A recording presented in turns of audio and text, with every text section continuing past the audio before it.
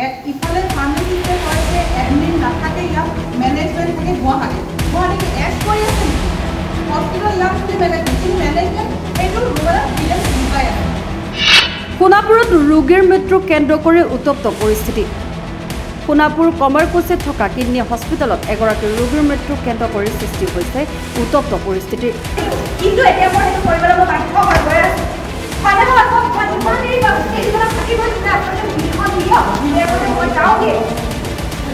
চিকিৎসালয়খনৰ বিৰুদ্ধে সোণাপুৰ থানাত আত্মীয়ৰ এজাহাৰ দাখিল। আজি পুৱাৰ ভাগত অপাৰেশ্যনৰ বাবে ভৰ্তি কৰা নুমলীগড়ৰ 52 বছৰীয়া কুঞ্জ গগৈৰ আবেলিৰ ভাগত মৃত বুলি চিকিৎসকে ঘোষণা কৰাৰ পাছতে ৰোগীৰ আত্মীয় অবাক হৈ পৰে, কিয়নো তেওঁলোকৰ মতে অপাৰেশ্যনৰ কিছু সময়ৰ আগলৈকে ৰোগীৰ অৱস্থা সংকটজনক নাছিল। আৰু মাৰ নাম কি আছিল? কুঞ্জ গগৈ। কিমান বয়স আছিল? 52। বাপেকটো কিমান দিন ক'লে? 23। এটা কি ব্যৱস্থা কি কৰিম বুলি ভাবিছে? মই এতিয়া সোণাপুৰ পুলিচ থানাতে এখন এজাহাৰ অৰূপ কুমাৰ নাথৰ এগেইনষ্টত দিম। তেওঁৰ এইটোৱে এলিগেশ্যন হয় মিছ ট্ৰিটমেণ্ট প্লাছ আয়ুষ্মানৰ ৱৰ্ডটো ইউজ কৰি আয়ুষ্মানৰ সুবিধাটো যিটো চৰকাৰে দিছে সেই সুবিধাটোৰ যিটো তেওঁলোকে এটা এক্সট্ৰা মুনাফা লৈ আছে মানুহৰ পৰা। আজি ডেটত মোৰ হৈছে বুলি কোৱা নাই, মই পইচাটোৰ কথাত মই নকলোহেঁতেন, মিডিয়াক মাতি নানিলোহেঁতেন, কিন্তু তেখেতে যিহেতু মোৰ মাকে হেৰুৱাই পেলালে সেইটো কাৰণে মই তেখেতৰ সেই পইচাটো নালাগে, মই ডাবুল পইচা ইয়াত দি থৈ যাম, তথাপিও মোক এইখিনি লাগিব, কিয় তেওঁ এই পইচাটো ল'ব। ভুল চিকিৎসাৰ বাবে এই ঘটনা সংঘটিত হোৱা বুলি অভিযোগ কৰাৰ লগতে কোনো ধৰণৰ ৰচিদ নোহোৱাকৈ 53,000 টকা লৈছিল বুলি ৰোগীৰ আত্মীয়ই উল্লেখ কৰে। আমি ডায়েগনচিছ কৰিলোঁ, যোৰহাটত ডায়েগনচিছ কৰোঁতে আমি গম পালোঁ যে মাৰ ভাগৰ কিডনী ষ্টোন আছে। ঠিক আছে, তাতে ক'লে যে 2টা ষ্টোন আছে, 23 mm আৰু 13 mm। তাৰপিছত খবৰ লৈ পেলাই আমি গম পালোঁ যে institute of urology kidney disease এখন প্ৰতিষ্ঠা, ভাল এখন প্ৰতিষ্ঠা। মোৰ এজন ছিনিয়ৰ কলিগ এজনেও ৰেফাৰেঞ্চ কৰিলে যে তুমি এজনক লগ কৰিব পাৰা, অৰূপ কুমাৰ নাথ বুলি, তেওঁ দিব পাৰে, তেওঁ ভাল হয় বুলি ক'লে। তো আমি সেইকাৰণে তেওঁলৈ আহিলোঁ, যিহেতু স্পেচিফিকেলি কিডনী ডিজিজৰে হয় যেতিয়া। তো আমি ফোন যোগেদি কথা পাতিলোঁ, ক'লে যে আয়ুষ্মানো আমাৰ যিহেতু ইমান ফাইনেন্সিয়েল ইমান এটা ষ্টেবিলিটি ইমান এটা আমাৰ নাই কাৰণে আমি আয়ুষ্মান কাৰ্ড ইয়াতে এপ্লাই কৰিব পাৰি বুলি, সেইকাৰণে আমি ইয়ালৈ আহিলোঁ। চব ঠিকে আছে। কালি আমি আহিলোঁ, মাক লৈ আহিলোঁ। কালি বিশেষ তেনেকুৱা একো এডমিশ্যন নাই হোৱা। কালি অকল টেষ্টখিনি কৰিবলৈ দিলে। টেষ্ট আপোনাৰ ব্লাড টেষ্ট আছিলে, থাইৰয়ড টেষ্ট আছিলে, লিভাৰ ফাংচন টেষ্ট, যত যি কেইবাটাও টেষ্ট আছিলে, ECGও আছিলে তাৰ মাজতে, আৰু এক্সৰেও আছিলে। যদিও কিডনীৰ ধৰি লওক ষ্টনৰ হয়, তো আমি গোটেইখিনি টেষ্ট কৰাইছোঁ। টেষ্ট কৰাৰ ভিতৰতে তেওঁতো এখেতে কৈছে, ধৰি লওক ECG কৰোঁতে ভালকৈ ৰিপৰ্টটো কৰা নাছিলে, আকৌ ভালকৈ কৰিলে, ঠিক আছে। আজি আমি তেওঁক মাক লৈ আনিছিলোঁ, কাৰণ আজি যিহেতু অপাৰেট কৰাৰ কথাই আছিলে বুলি ক'লে যে আজি চাৰ্জাৰীটো কৰিব। কালি পে'মেণ্টৰ কথাটো তেওঁ ক'লেই, আমি অলৰেডি আয়ুষ্মানৰ কথা পাতিলোঁ, ক'লে যে আয়ুষ্মানৰ পৰা ইমানটোহে পাব আৰু এইখিনি এমাউণ্ট আপুনি বেলেগকৈ দিব লাগিব। ঠিক আছে, হ'ব, এইটো দিবলগীয়া হ'ব, দিব লাগিব। কিন্তু সেইটো যেতিয়া দিলে, যেতিয়া দিবলৈ ক'লে, আমি ক'লে এইটো কেছত দিব লাগিব আৰু উইদাউট এনি ৰিচিপ্ট। তাৰমানে আমি একো ৰিচিপ্ট হেৰি দিব নোৱাৰোঁ। সেইটো বিষয়টো তেওঁ সুধিলে, মোৰ ৱাইফে সুধিলোঁ, তেওঁ ক'লে যে এইটো হাই এডভান্স টেকন'লজি হয়, এইটো লাগিব, এইটো আমাৰ চাৰ্জেছ হয়। ডিছকাউণ্ট তেওঁ কৰি দিলে, 5,000 এটা ডিছকাউণ্ট কৰি দিলে, এৰাউণ্ড 58,000 আমি আকৌ কেছ জমা কৰিলোঁ। কালি টেষ্টখিনি হ'ল। আজি আমি যেতিয়া মাক লৈ আহিলোঁ, মাৰ নৰ্মেল দেই, মাৰ সুস্থ হৈ আছে, এছাইড ফ্ৰম সেই কিডনী ষ্ট'ন, সেইটো কাৰণে অকণ পেইন, সেইটোতো নৰ্মেল পেইন হয়, বাছ সেইটোৱে আৰু। আজি ৰাতিপুৱা নৰ্মেল হয়, একো খাই বৈ অহা নাই, মায়ে ঠিকে আছে। মাৰ প্ৰেছাৰ চেছাৰ জুখি মেলি চেঞ্জ কৰিলে, কিন্তু তথাপিও আকৌ আজি ক'লে যে নহয়, এটা টেষ্ট থাকি গ'ল ন, আপোনালোকে এইটো টেষ্ট নকৰালে দেখোন। তেওঁলোকে টেষ্টৰ তালিকাখনত আপোনালোকে জানিব, এইখনতো আপোনালোক দি দিছিলোঁ, আপোনালোকেহে কৰাব লাগে, আমিতো এতিয়া সুধিলিটোত কেনেকৈ কৰাম। তো আকৌ তেহেঁতি টেষ্ট কৰালে, এটা টেষ্ট, এই যে এক্সৰেটো থাকি গৈছিলে বোলে, এক্সৰেটো কৰালে, কৰি মেলি আমি আকৌ পে'মেণ্ট কৰিবলগীয়া হ'ল এটা টেষ্টৰ কাৰণে। তাৰপিছত মাক লৈ গ'ল, এৰাউণ্ড 11টামান বজাত অতীত সোমালে, ছাৰো আহিলে, 11:30মান বজাত আহিলে। আমি বাহিৰতে ৰৈ আছোঁ। এৰাউণ্ড 2টা বজাত মোক মাতি পেলাই ক'লে যে চোৱা, তোমাক ফৰ ইনফৰ্মেশ্যন আমি খবৰ এটা দিছোঁ যে মাৰ ভাগৰ চাৰ্জাৰীটোতো কেতিয়াবাতে হৈ গ'ল, বাট তেওঁৰ BPটো ছাডেনলি ড্ৰপ হৈ গ'ল। নৰ্মেল অৱস্থাত যেনেকৈ আহি যাব লাগে, যেনেকৈ ষ্টেবল হ'ব লাগে, তেওঁ অহা নাই। এইটো কিন্তু বহুত ৰেয়াৰ কেছ হয়, আমি কিমান চাৰ্জাৰী কৰিছোঁ তেনেকৈ হোৱা নাই। এতিয়াও আমি দৰৱ চৰৱ দি এড্ৰিনেলিন ইনজেক্ট কৰিহে আমি হাৰ্ট বিটটো আমি নৰ্মেল কৰি ৰাখিছোঁ। তো মই ক'লোঁ তেওঁ ষ্টেবল নে নহয়, ষ্টেবল বুলিও ক'ব নোৱাৰোঁ, কিন্তু অলপমান হেৰিয়াত আমি আছে, এতিয়াও আমি অলপমান হেৰি ৰাখিছোঁ, এইটো আপোনাক ইনফৰ্মেশ্যনৰ কাৰণেহে জনালোঁ, এনেকৈ ক'লে। তো মই ক'লোঁ এতিয়া আমাৰ নেক্সট ষ্টেপটো কি? নেক্সট ষ্টেপ একো নহয়, আমি ৰাখিম, এতিয়াও ভেণ্টিলেশ্যনত আছে। মই ক'লোঁ অক্সিজেন লেভেল কমিছে নেকি? নাই, অক্সিজেন লেভেল কমা নাই, আপোনালোকে তাতে ৰ'ব। তাৰপিছত এৰাউণ্ড আমাৰ 2:30, 3টামান বজাত চাগে আকৌ আমাক দুইজনকে মাতিলে, চালে, তেতিয়া ক'লে যে একেবাৰে একো হেৰি হোৱা নাই আমি 1.5 ঘণ্টা ধৰি ৰিচাৰ্চেশ্যন কৰিলোঁ কিন্তু হেৰি হোৱা নাই তো আমি ক'লোঁ তেওঁতো আগতে একোতো হেৰি হোৱা নাই আপোনালোকে চবটো নৰ্মেলে আছিলে এতিয়া ঘপকে কি নহয় বোলে হৈ যায় কেতিয়াবা মেচিভ কাৰ্ডিয়েক এৰেষ্ট হৈছে তো আমাকতো সেইখিনি কথাই ক'লে তো তাৰ বিষয়ে আমাৰতো একো আইডিয়া নাই তো আমি ডক্টৰক বাৰে বাৰে সুধিছোঁ এতিয়া আমি কি কৰিম নাই আকৌ এবাৰ ট্ৰাই কৰোঁ চাওঁ 1.5 ঘণ্টাতে কৰি আছোঁ ইনজেকশ্যন দি আছোঁ কি ক'লো তো লাষ্ট অৱশেষত মই যেতিয়া মনিটৰ চালোঁ ডক্টৰক সুধিলোঁ ডক্টৰে লাষ্টত এইটোৱে ডিক্লেয়াৰ কৰিলে যে তেওঁ এতিয়া নাই কি ভাবে কিহৰ কাৰণে এনেকুৱা চব মইতো ভাবোঁ চাৰ্জাৰী কৰোঁতে কিজানি হ'ল নেকি কিবা কাৰণ মই তেওঁক সুধি আছোঁ বাৰে বাৰে চাৰ্জাৰী কৰোঁতে ভাইটেল আপুনি চাইছিলে নাই কিজানি চাৰ্জাৰী কৰোঁতে হ'ব পাৰে নেকি তেনেকুৱা কিন্তু সেইটো আমি সঠিক তেনেকুৱা একো আনচাৰ পোৱা নাই বা ৰিপ্লাই পোৱা নাই তো ইয়াত বহুত কথা হ'ব পাৰে চাৰ্জাৰী মেডিকেশ্যন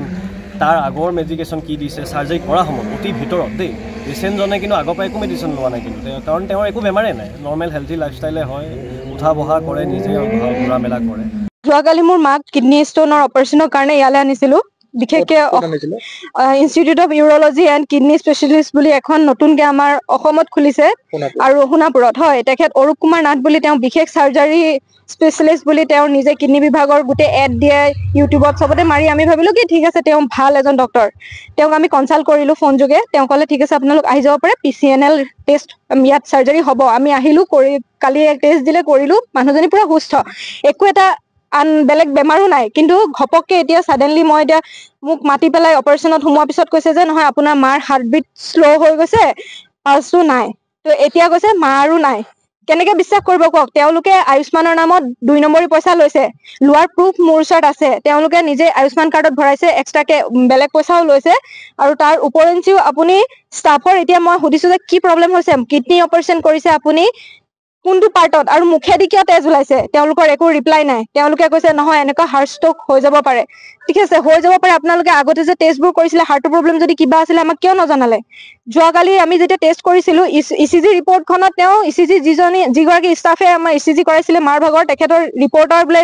ECG মেচিনৰ ছুইচটো টিপিবলৈ পাহৰি গ'ল ৰিপৰ্ট ওলাই আহিলে আমাক ৰিপৰ্ট দি দিলে ৰিপৰ্টখনত একো লিখা নাছিলে কাৰণ আমি সুধিলত তেওঁলোকে ৰিপৰ্টখন ঘূৰাই নি আকৌ ECG কৰাবলৈ মাতিলে তেওঁলোকৰ পিছত জ্ঞাত হলো যে কোৱালিফিকেশ্যন তেওঁলোকৰ এডুকেশ্যন কোৱালিফিকেশ্যন লেব টেকনিচিয়ান বুলি তেনেকুৱা নাই যি এজন লৈ থৈছে বাকী তলৰ কৰ্মচাৰীসকলক তেওঁলোকে নিজে ইয়াতে শিকুৱাই পেলাই ইয়াতে তেওঁলোকে কম পইচা দি পেলাই তেওঁলোকে যাতে কৰিব পাৰে তাৰ কাৰণে ৰখাই থৈ দিছে এতিয়া মোৰ প্ৰথম কথাটো হ'ল অৰূপ কুমাৰ নাথ কিয় এতিয়া হস্পিটেল এৰি গুচি গৈছে তেওঁ যদি ইয়াত আছে মোক কিয় ৰিপ্লাই দিয়া নাই তেওঁ কিয় মুখৰ পৰা তেজ ওলাইছে কিয় মানুহজনী সুস্থ মানুহ এজনী এতিয়া ঘপককে গোটেই টেষ্ট কৰি লোৱাৰ পিছত এতিয়া কৈছে যে মানুহজনী আৰু নাই মোক এইকেইটা এনচাৰ লাগে মই এতিয়া পুলিচতো এখন এজাহাৰ দাখিল কৰিম যিহেতু তেওঁলোকে আয়ুষ্মানৰ নামত 2 নম্বৰী বিজনেছ ইয়াত ষ্টাৰ্ট কৰিছে মই পইচা দিবলৈ এলাহ কৰা নাই মই তেওঁক কালিও সেই 58 কৈছে এক্সট্ৰাকে দিবলৈ 58,000 ছাবমিট কৰিছোঁ এক্সট্ৰা মানে আপোনাৰ আয়ুষ্মানত এণ্ট্ৰি কৰিলে ন এণ্ট্ৰি কৰাৰ পিছত তেওঁলোকে মানে নাৰ্ছ এগৰাকীক লগ কৰি দিছে তেওঁলোকে কৈছে যে এই কটন বা আপোনাৰ এণ্টিবায়'টিক এইবোৰৰ কাৰণে আপোনাৰ মানে এক্সট্ৰা পইচা যাব তাৰ কাৰণে আপুনি এইটো দিব লাগিব মই কৈছোঁ ঠিক আছে ৰিচিপ্ট এটা দিয়ক মোক ৰুম এটালৈ ভৰাই লৈ গৈছে নি পেলাই কৈছে আপুনি মোবাইলটো বাইদেউ বাহিৰত থৈ আহক বোলো মোবাইলটো কিয় বাহিৰত নহয় আমাৰ ইয়াত মোবাইল এলাও নাই ঠিক আছে মোবাইলটো থৈ গ'লো তেওঁ কৈছে পইচাটো মোক দিয়ক এতিয়া মই আপোনাৰ বুজাই দিছোঁ কটনৰ কাৰণে লোৱা হৈছে মই ক'লো কটন আপোনাক কিমান লাগিব এণ্টিবায়'টিক কিমান লাগিব 58,000 কেতিয়া বিল হ'ব নোৱাৰে কটনৰ এণ্টিবায়'টিক মই ডক্টৰক ফোন কৰিলোঁ ডক্টৰে কৈছে অৰূপ কুমাৰ নাথে কৈছে যে নহয় আমাৰ ইনষ্ট্ৰুমেণ্টখিনি হায়াৰ টেকনলজিৰ ইনষ্ট্ৰুমেণ্ট হয় যাৰ কাৰণে আমি এতিয়া এই কি কয় 58,000টো লোৱা হৈছে তোমাৰ মাৰ যদি অপাৰেশ্যন কৰিবলৈ মন আছে সোনকালে কাৰণ এইটো মেজৰ হয় সোনকালে অপাৰেশ্যনটো কৰি দিয়া মই ভাবিলোঁ ইমান ভাবি থকাতকৈ এখন যেতিয়া কিডনী স্পেচিয়েলিষ্ট হয় তেতিয়াহ'লে মই 58,000টো দিয়াটো মোৰ একো আপত্তি নাছিলে তেওঁ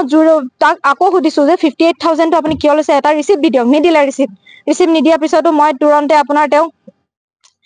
পইচাটো দিয়াৰ পিছত মই মেছেজ এটা অৰূপ কুমাৰ নাথক মই দি থৈছোঁ যে ছাৰ 58,000 কিয় বিচাৰিছে আপোনালোকে শ্লিপ কিয় দিয়া নাই মোৰ ওচৰত মেছেজ আছে অৰূপ কুমাৰ নাথৰ যে ইউ কেন পে' বুলি দিছে মোক তাৰপিছত সেইটো পে' কৰাৰ পিছত কালি একো ৰিচিপ্ট দিয়া নাই তাৰপিছত আজি অ'টিৰ কাৰণে ভৰালে অ'টিৰ কাৰণে ভৰোৱাৰ পিছত এতিয়া ছাডেনলি কৈছে যে মাৰো নাই যাক লৈ এতিয়া দুই পক্ষৰ মাজত সৃষ্টি হৈছে বাক বিতণ্ডাৰ কাৰণ হয় পেচেণ্টজন দেখাত সম্পূৰ্ণ সুস্থ আছিল মানে তেওঁ খোজকাঢ়ি হস্পিটেললৈ আহিছিল আৰু মাত কথা দি আছিল ধুনীয়াকৈ আছিল পেচেণ্টে কিন্তু ধৰক ট্ৰিটমেণ্টটো তেখেতৰ যিটো অপাৰেশ্যন আছিল সেইটো আছিল কিডনী ষ্টোনৰ ওপৰত ইউৰলজি বিভাগৰ অপাৰেশ্যন আছিল আৰু যিটো কাৰণ ধৰক এতিয়ালৈ আমাৰ সন্মুখত আহিছে সেইটো হ'ল কাৰ্ডিয়েক এৰেষ্ট হাৰ্টৰ প্ৰব্লেমৰ কাৰণে তো গতিকে দুইটা কমপ্লিটলি পৃথক বস্তু দুইটা কমপ্লিটলি বেলেগ বেলেগ ধৰণৰ বস্তু আমাৰ ফালৰ পৰা মানে অপাৰেশ্যনটোৰ ফালৰ পৰা ক'বলৈ গ'লে সেইটো ভালকৈয়ে হৈছে কিন্তু যিটো এটা কাৰ্ডিয়েক এৰেষ্ট যিটো এটা বস্তু সেইটো বস্তুটো এনেকুৱা এটা বস্তু দেখাত সুস্থ বা ভালকে থকা সকলো পিনৰ পৰা আগৰ কোনো ৰিপৰ্ট মানে ধৰক হাৰ্টৰ প্ৰব্লেম নথকা ধৰণৰ মানুহৰো যিকোনো কাৰণত তেনেকুৱা ধৰণৰ এটা অসুবিধা হ'ব পাৰে বা হঠাৎ হাৰ্ট এটেক হ'ব পাৰে কাৰ্ডিয়েক এৰেষ্ট হ'ব পাৰে তো সেইটোৰ কাৰণে বা হাৰ্ট এটেক হৈ কাৰ্ডিয়েক এৰেষ্ট হ'লে সেইটো মানে যাব পাৰে তো গতিকে সেইটো এটা অনাকাংক্ষিত মানে ঘটনা আমি তাকে ক'বলৈ কৈছোঁ এতিয়াৰ কাৰণে আৰু আমাৰ ফালৰ পৰা সম্পূৰ্ণ সহযোগ কৰা হৈছে পেচেণ্ট পাৰ্টিকো আমি সেইটো পুংখানুপুংখভাৱে গোটেইখিনি কথা আমাৰ তেওঁলোকৰ যিখিনি অভিভাৱক আছে তেখেতসকলকো ভালকৈ বুজাই দিয়া হৈছে যে কি কাৰণত একচুৱেলি এই ঘটনাটো হ'বলৈ পালে আৰু ইয়াত আমাৰ ফালৰ পৰা আমাৰ কি পেচেণ্টৰ কাৰ্ডিঅ'লজিষ্ট মই যিটো কওঁ সেইটো মই আমাৰ কাৰ্ডিঅ'লজিষ্টে লগালগ পেচেণ্টক চাই গোটেইখিনি ট্ৰিটমেণ্ট দিয়া হৈছিল সেইটো এটা এজন পেচেণ্টক মানে পেচেণ্টজনক ঠিক কৰিবলৈ আমাৰ গোটেইখিনি আমাৰ ফালৰ পৰা খাদ্য অনুসৰি আমাৰ গোটেইখিনি কৰা হৈছে ইতিমধ্যে চিকিৎসালয়খনত উপস্থিত হৈছে সোণাপুৰ আৰক্ষী আৰক্ষীৰ অনুসন্ধানৰ পিছতহে প্ৰকৃত তথ্য পোহৰলৈ আহিব ব্যুৰো ৰিপৰ্ট ৰিপাব্লিক এনি